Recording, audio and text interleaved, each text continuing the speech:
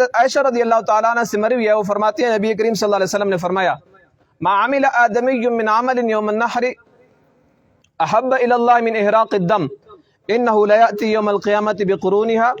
واشعارها واضلافها وان الدم یقع من اللہ بمکان قبل ان یقع من الارض فتیبوا بها نفسا۔ سنن ترمذی کی حدیث ہے، حضرت امی عائشہ رضی اللہ تعالیٰ عنہ فرماتی ہیں نبی علیہ السلام نے فرمایا قربانی کے دن 10 ذی الحجہ کو قربانی کے جانور کا گوشت بہانے سے زیادہ محبوب عمل اللہ تعالیٰ کے نزدیک کوئی بھی نہیں ہے۔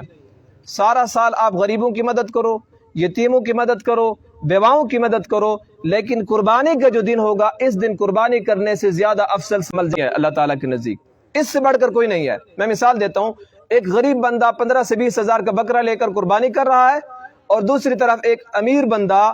وہ 10 لاکھ، ایک غریب کے گھر 10 لاکھ، دوسرے غریب کے گھر 10 لاکھ، تیسرے یتیم کے گھر 10 لاکھ، چوتھی بیوہ کے گھر، یوں تقسیم کر رہا ہے، قربانی نہیں کرتا۔ یہ غریب کو اللہ تعالیٰ اجر زیادہ عطا فرمائیں گے۔ یہاں پہ حکم یہی ہے کہ آج کے دن قربانی کرنی ہے۔